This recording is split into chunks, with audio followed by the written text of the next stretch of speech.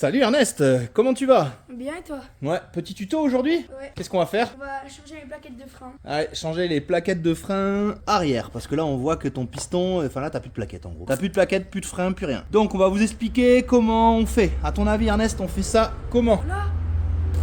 Je sais pas. Alors je vous explique. Dans un premier temps, ce qu'il faut que vous fassiez, c'est qu'il faut que vous démontiez l'axe de roue. Donc vous démontez l'axe de roue et je vous retrouve juste après. Babou, toi t'es prêt pour faire de la moto, toi? Toujours prêt.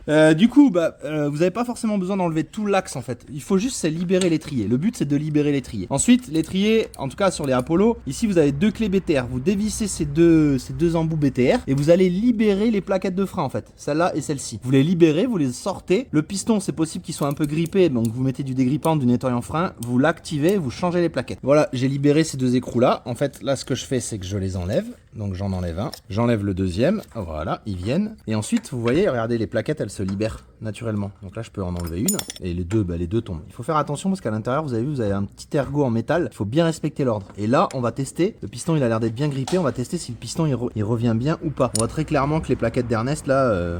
Oula. Toi, t'as sacrément freiné, là. Oh oui. Donc on voit très clairement qu'elles sont mortes. Donc en fait ce qu'on va faire c'est qu'on va essayer d'actionner un peu le piston. Si jamais on n'arrive pas à le bouger, on peut totalement ici dévisser la purge. Comme ça il y aura un peu de liquide qui va sortir, mais je vous le déconseille. Mais bon, si on n'a pas le choix, on n'a pas le choix. Tu vois Ernest, donc là je viens de rentrer le piston, je viens de mettre la plaquette neuve. Là je prends la deuxième, je fais attention ici au petit ergot en métal. Je viens mettre la deuxième qui est neuve, je la mets au-dessus, clac, comme ça. Je la maintiens et c'est là où c'est un petit peu galère je trouve avec ce système de freinage. C'est qu'il va falloir mettre ces deux ergots là parfaitement comme il faut aligner. Et une fois que vous les alignez, après vous avez plus qu'à les visser.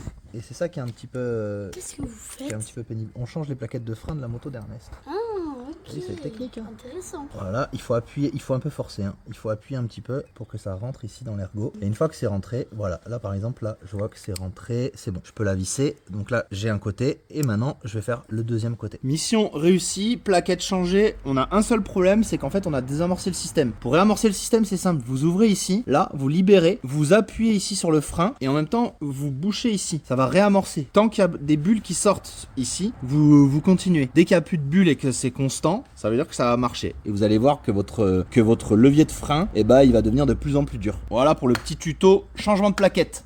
Oh, Allez, parfait, hein. à plus, bonne journée. Bonne journée, ciao.